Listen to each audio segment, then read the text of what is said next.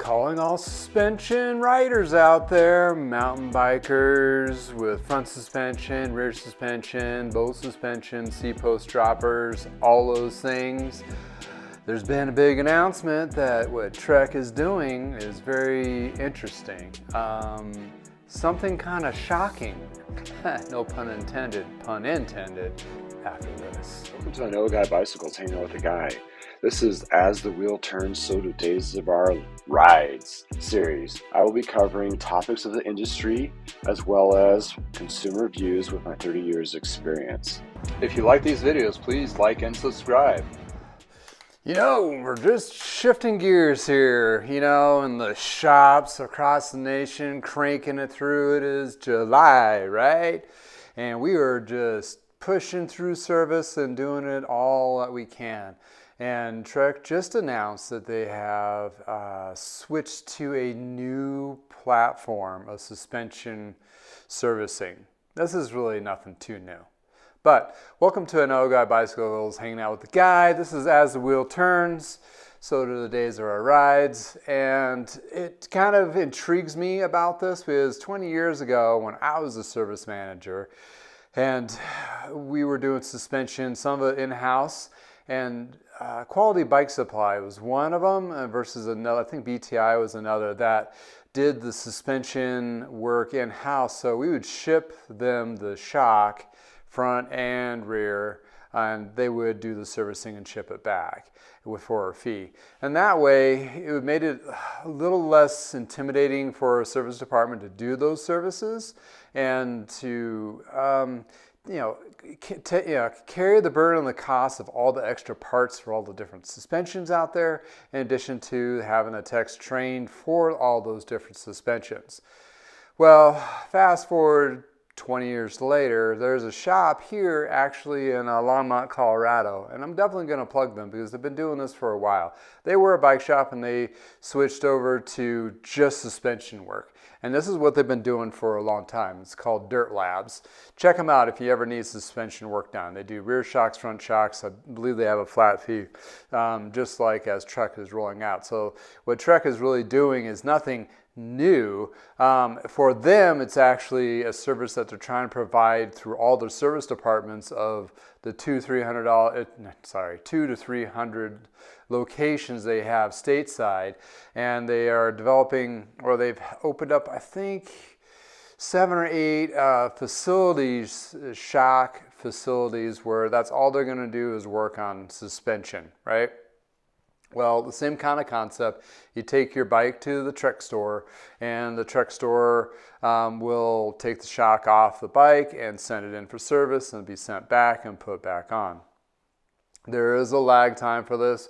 Also, Trek is actually providing a 2-day rental of a bike that you can use while your bike is in the service, which I thought that was kind of cool. Nice little caveat piece there for the lag time. I don't know. It's one of those things where Trek is first realized that opening doors direct, having their own corporate stores was a big win for them. And now they're really kind of trying to capitalize on the market of service, the service departments. On top of this, they've been really advertising locally here, possibly nationwide, that they're 24-hour service in their shops. The only way I've seen this done, and I have seen it done in service before, I haven't been able to accomplish that because I never had the staffing to do so when I was a service manager of various stores, or actually the finances, really. The idea, what I've seen of the 24 hours, this one guy in Michigan, I think is in Brighton, Michigan, where his shop would have 24-hour service, and he had like 3 flat rate tune-ups that you would do. And basically he paid his staff to work overtime to the late hours of the night to get that workload of bikes. So if they had a ton of bikes rolling that day, boom, they're going to be working late in the night and go through all these and get them all tuned up. Well, to do that, you got to have a lot of parts, because part of a service department is upselling chains, cassettes, all those things, right? So you got to have a big investment there with cables and bar tape and grips and all these kinds of things. For a corporate store like Trek to do this, I don't know if it's just a test here or if they're just rolling this out nationwide, 24-hour service. That's a pretty big lift. I'm sure there's some stipulations to that, like if they order parts or whatever, where they can kind of use as an excuse to slow down some of that roll. But so aggressive to a point makes you think, are their bike sales all that great? They're trying to find extra revenue streams within the shops that they have. I mean, all of us right now are adapting because our market is kind of having a big hangover from COVID, and a lot of us are kind of just reinventing of ourselves, as including myself. I have a couple things that I have in the pipeline. I've added service back. I'm doing particular packages with those. Even myself has done that as well. So on a micro level, I had to do that. So it's kind of interesting to see when you look at a corporate big level that, you know, they're really either trying to take more of the market, or it's usually forced upon them due to the fact that their sales are slowing and they need to kind of really balance that. And service departments are really a good bread and butter infusion for getting through those rougher times. That being said, they have a 24-hour service, and now they're actually launching their suspension service, which really undercuts a lot of those individual mom and pop type stores or niche stores that really do those kinds of suspension works and dropper post work. So it's kind of interesting that they're cutting into that market. As I think of the local shop here, that's all they do is suspension. They've been doing it for a long time. I'm sure they will definitely have their pricing matched, and they will probably be fine because they've been doing it for a long time. They have a pretty good following. So that really kind of begs the question of like, what kind of quality mechanic? I mean, you're not meeting the person working on your suspension. It's one of those things that's being shipped out. And back 20 years ago, it was the same concept, but it had a guarantee and parts and whatever. So it's just kind of an interesting dynamic shift that I've noticed. And looking at my little micro market down up here in Fort Collins, Colorado, in Loveland, and it's just the change of that. Will Specialized follow suit, since they are in the same game of adding a lot more stores, in addition to Pawn, which I believe they own Canada and a couple other brands, which they are actually buying locations too, even though they're a little behind the 8 ball in the sense of buying a number of locations. But Specialized, what I've seen, actually seen firsthand when they took over the 3 locations here where Trek was, they moved out and they moved in. They really have it down. They had those stores open in a week and a half. I mean, walked in, put up displays, worked overnights, boom.